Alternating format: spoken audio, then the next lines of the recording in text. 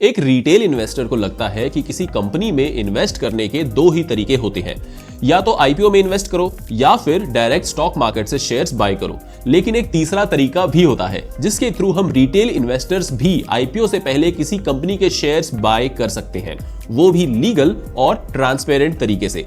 दोस्तों, ऐसे शेयर्स को अनलिस्टेड शेयर्स कहा जाता है। इस वीडियो में हम डिटेल में समझेंगे अनलिस्टेड शेयर्स होते क्या है, लिस्टेड और अनलिस्टेड शेयर्स में डिफरेंस क्या होता है, अनलिस्टेड शेयर्स के बेनिफिट्स क्या है और कौन से इन्वेस्टर्स के लिए ये सही या गलत हो सकते हैं। और अगर आप ओयो, पॉलीमाटेक, एनएससी और कई सारे शेयर्स अनलिस्टेड मार्केट में एक्सप्लोर करना चाहते हो तो कौन सा सेफ और प्रैक्टिकल तरीका होता है अनलिस्टेड शेयर्स को खरीदने का, वो भी हम क्लियरली डिस्कस करेंगे। सबसे पहले एक बेसिक डिफरेंस क्लियर कर लेते हैं लिस्टेड और अनलिस्टेड शेयर्स का।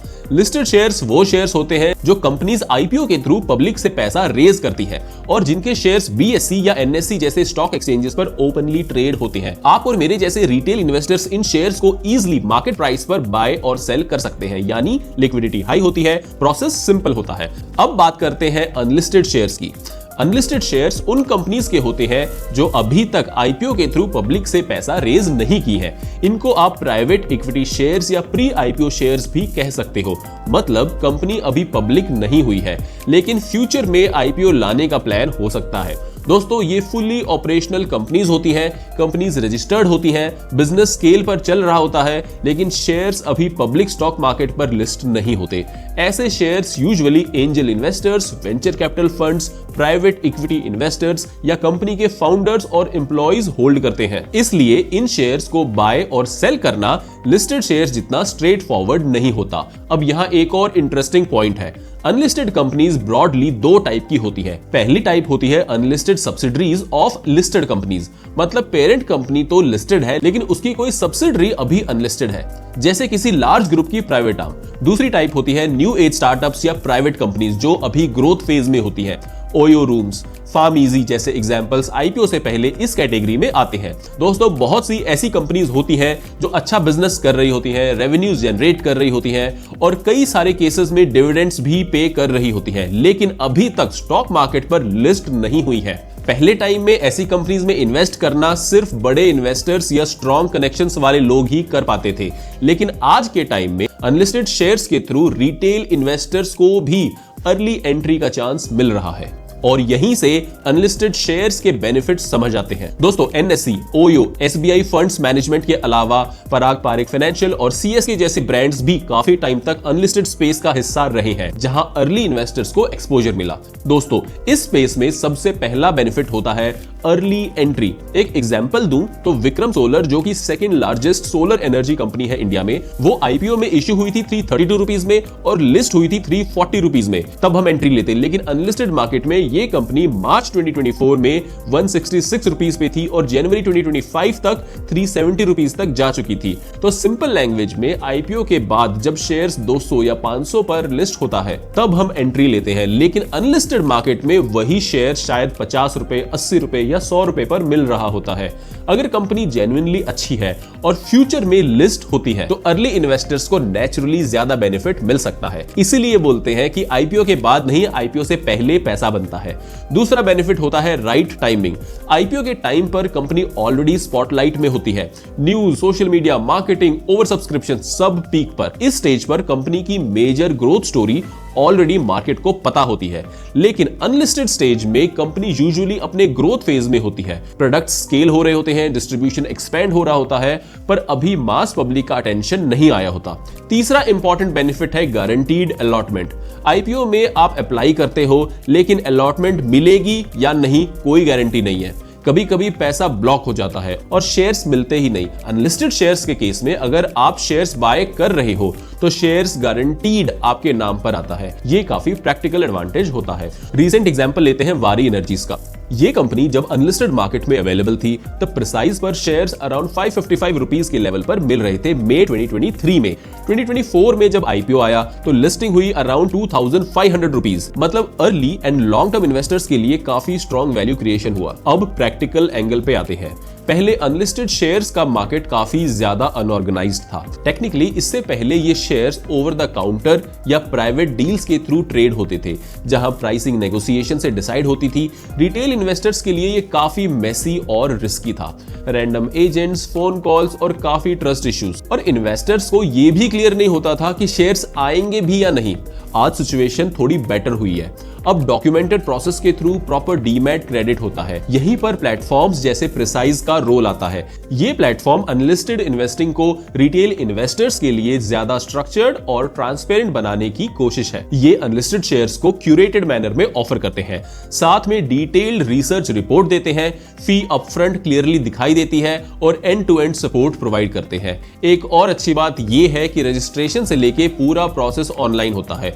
ब्राउजिंग, ऑर्डर प्लेसमेंट, पेमेंट, कोई मैनुअल या ह्यूमन इंटरवेंशन नहीं होता।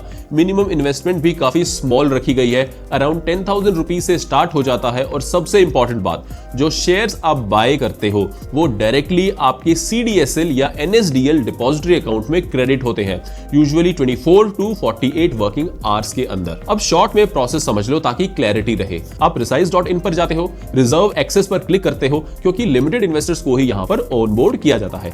ईमेल पर वेरिफिकेशन कोड आता है, लॉगिन करते हो, बेसिक डिटेल्स फिल करते हो और बिना बैंक या डीमैट लिंक किए भी क्यूरेटेड कंपनीज एक्सप्लोर कर सकते हो। तो चलिए अब national stock exchange of India NSE के अनलिस्टेड शेयर्स का एनालिसिस करते हैं। यहाँ एक बहुत स्ट्रॉन्ग एडवांटेज है, आपको मिलता है एक डीप डिटेल्ड रिसर्च रिपोर्ट जिसमें कवर होता है company overview, industry analysis, investment highlights, competitive positioning, financial statements and key ratios, corporate actions, strengths and weaknesses analysis, revenue and profit analysis. अब नंबर्स की बात करते हैं। कंपनी का टोटल रेवेन्यू 19,176 करोड़ रहा, जबकि लास्ट ईयर ये 16,433 करोड़ था, यानी clear revenue growth. Profit before tax for 2025 15,475 crore, जबकि FY24 में ये 11,184 करोड़ था। प्रॉफिट में भी स्ट्रॉन्ग जंप देखने को मिला है। EPS ग्रोथ की बात करें तो earning per share current year में 49.24 रुपीस पर शेयर था, जो लास्ट ईयर में 33.56 रुपीस पर शेयर था। EPS ग्रोथ क्लियरली बताता है कि कंपनी की प्रॉफिटेबिलिटी काफी स्ट्रॉन्ग हुई है। ओवरऑल नंबर्स ये सजेस्ट करते हैं कि NSE एक कैश रिच, लो डेट, हाई प्रॉफिटेबल कंपनी है और अनलिस्टेड होने के बावजूद यहाँ पर फाइनेंशियल डिसिप्लिन और ट्रांसपेरेंसी का लेवल काफी स्ट्रॉन्ग है। तो अब यहाँ पर इन्वेस्टमेंट अमाउंट देखते हैं और यहाँ फीस अपफ्रंट क्लियरली दिख जाती है। अब वेरीफाई एंड इन्वेस्ट पे जाके bank, pan and demat details डाल दो। पेमेंट UPI से भी हो जाता है, बस QR कोड को स्कैन करके। ट्रांजैक्शन सक्सेसफुल दिखेगा, फिर आप कंफर्म करते हो। उसके बाद शेयर्स डायरेक्टली आपके डीमैट अकाउंट में 24 to 48 वर्किंग आवर्स में क्रेडिट हो जाते हैं। अगर अनलिस्टेड शेयर्स आपको सेल भी करने हैं तो प्रिसाइज केयर टीम आपको असिस्टेड सेल्स में भी हेल्प करती है। अब दोस्तों, जितने बेनिफिट्स हैं अनलिस्टेड शेयर्स में, वैसे ही रिस्क भी है। सबसे पहला होता है लिक्विडिटी का इशू। लिस्टेड शेयर्स की तरह आप अनलिस्टेड शेयर्स को जब चाहो तब सेल नहीं कर सकते। यहाँ एग्जिट तभी मिलता है जब IPO आए, कंपनी बायबैक करे, किसी और इन्वेस्टर को प्राइवेट ट्रांसफर हो या फिर किसी लिस्टेड कंपनी के थ्रू एक्विजिशन हो। और ये सब चीजें मंथ्स नहीं, काफी बार ईयर्स ले सकती हैं। मतलब आपको मेंटली रेडी रहना पड़ेगा कि पैसा लॉन्ग टर्म के लिए लॉक हो सकता है। पर आप प्रिसाइज के थ्रू शेयर सेल भी कर सकते हो, DRHP अप्रूव होने से पहले। अब एक इंपॉर्टेंट पॉइंट है लॉक इन रिस्ट्रिक्शन। सेबी के रूल्स के अकॉर्डिंग IPO से पहले खरीदे गए अनलिस्टेड शेयर्स IPO लिस्टिंग के बाद 6 महीने तक मेन बोर्ड IPO के लिए और 1 साल तक SME IPO के लिए सेल नहीं किए जा सकते। ये रूल मार्केट मैनिपुलेशन रोकने के लिए होता है। आप या तो IPO से पहले सेल कीजिए या फिर लिस्टिंग के 6 महीने से 1 साल बाद ही एग्जिट पॉसिबल होता है। दोस्तों, अनलिस्टेड शेयर्स अपॉर्चुनिटी जरूर है पर शॉर्टकट नहीं। ये उन इन्वेस्टर्स के लिए होते हैं जो पेशेंस रखते हैं, रिस्क समझते हैं और सिर्फ वही पैसा लगाते हैं जिनकी उन्हें शॉर्ट टर्म में जरूरत नहीं है। अगर आप प्रॉपर रिसर्च के बिना सिर्फ रिटर्न्स देखकर एंट्री लेते हो तो अनलिस्टेड मार्केट फायदे से ज्यादा नुकसान भी दे सकता है। दोस्तों, अगर आप नया स्टार्ट कर रहे हो तो एक ही कंपनी पे बेट मत लगाइए। 3 से 4 कंपनीज में डाइवर्सिफाई कीजिए। कम से कम 2-3 साल का टाइम होराइजन रखिए और ये मानकर चलिए कि बीच में पैसा नहीं निकलेगा। दोस्तों, अब टैक्स एंगल को भी समझ लेते हैं। अगर आप इन अनलिस्टेड शेयर्स को 24 मंथ्स के अंदर सेल करते हो तो गेन्स आपके इनकम टैक्स स्लैब रेट पर टैक्स होते हैं। और अगर 24 मंथ्स के बाद सेल करते हो तो 12.5% long term capital gain tax लगता है बिना इंडेक्सेशन। दोस्तों, अनलिस्टेड शेयर्स कोई शॉर्टकट नहीं है, ये एक high risk investment with high growth potential category है। सही इन्वेस्टर के लिए यूजफुल और गलत इन्वेस्टर के लिए पेनफुल। अगर आप एक्सप्लोर करना चाहते हो तो प्रिसाइज जैसे प्लेटफॉर्म के थ्रू स्ट्रक्चर्ड और डॉक्यूमेंटेड तरीके से देख सकते हो। और अगर आपको ऐसे रियल प्रैक्टिकल फाइनेंस वीडियोस पसंद आते हैं तो चैनल के साथ बने रहिए। मिलते हैं नेक्स्ट इंफॉर्मेटिव वीडियो में। Keep learning.